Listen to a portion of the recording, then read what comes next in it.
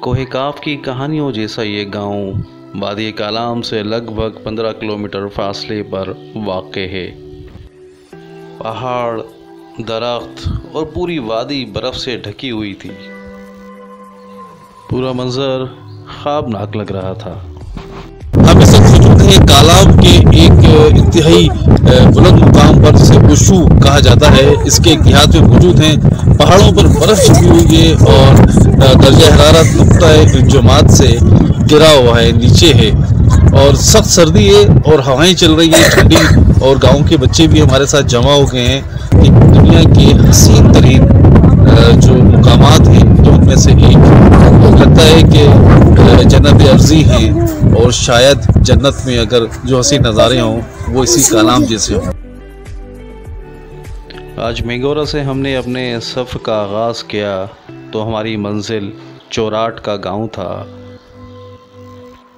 ये बर्फपोश गांव कालाम से 15 किलोमीटर और वादी ऊशू से 7 किलोमीटर के फासले पर वाक़ है। हम दरिया सवात के साथ साथ सफ़र करते रहे और मदियन का खूबसूरत इलाका हमारा पहला पड़ाव था। दरिया का पानी इंतहाई शफाफ और ठंडा था। मदियन में एक मकाम पर दरिया के दोनों जानिब रहने वाली आबादी को एक खूबसूरत पुल से जोड़ा गया था।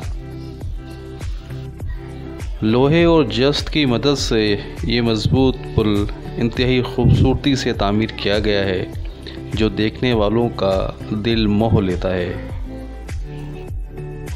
सयाह अक्सर इस पुल पर रुककर फोटोग्राफी करते हैं और तफरीह करते हैं। ट्राउट फिश दरिया सवात की एक ख़ास सौगात है। मदियन में ट्राउट फिश का एक फार्म मौजूद था जहां ताज़ा ट्राउट खाने के लिए पेश की जाती है। हम मौजूद हैं इस वक्त मदियन में और मेरे अक़ब में दरिया सवात अपनी पूरी रवानी के साथ बह रहा है। पहाड़ बड़े खूबसूरत नज़र आ रहे हैं, एक हसीन मंजर है और दर्जा हरारत इस कदर है कि लहू में चमका सा महसूस होता है। दरिया सवात के किनारे बच्चे तफरीह करते रहे। नन्ही रुमासा ईमान ने अपने YouTube चैनल के लिए कुछ रिकॉर्डिंग की और फिर उसके बाद दरिया के किनारे योगा करने बैठ गई। कालाम के बाद हमारा काफ़िला उशू के मुकाम पर पहुंचा, जहां दरिया सवात अपने पूरे ज़ोर व शोर के साथ रवां दवां था।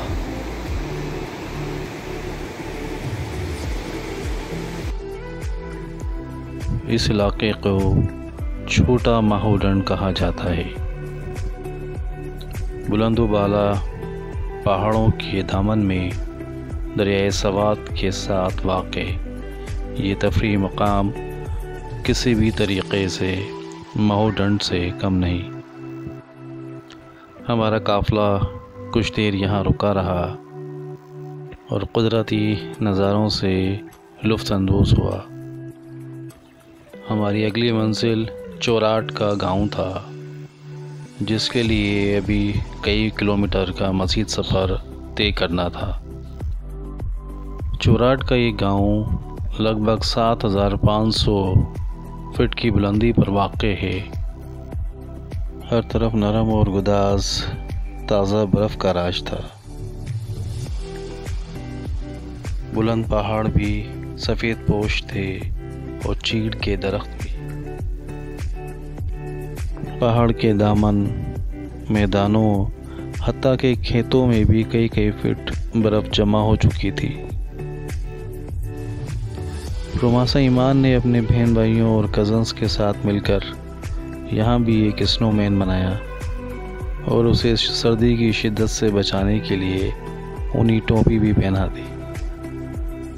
खुश्क अमलोक से स्नोमैन की आँखें बनाने का काम लिया गया।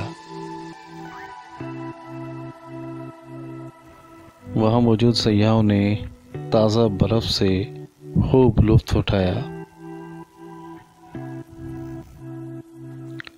इस दौरान 84 गाँव के बच्चे जमा हो गए और उन्होंने हमारे साथ गपशप शुरू कर दी। कौन सी क्लास में पढ़ते हैं? 5 क्लास। अच्छा, ये कौन सा इलाका है? ये चौराट। अच्छा, बर्फबारी में क्या करते हैं जब बर्फ पड़ती है बहुत ज्यादा? कितनी बर्फ? आग लगा के। अच्छा, इतना बर्फ पड़ती है, फिर क्या करते हो? अच्छा, छुट्टियां हो जाती है।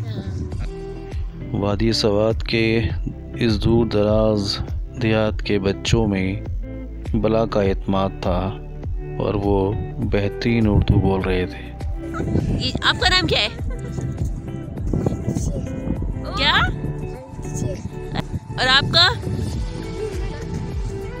नूरुल हक। आप कुछ नहीं बोलोगे? आपकी तो आंखें बहुत प्यारी हैं। ये लाज ना छोटा इसकी नोजी भी। गांव के इन बच्चों से देर तक गपशप होती रही।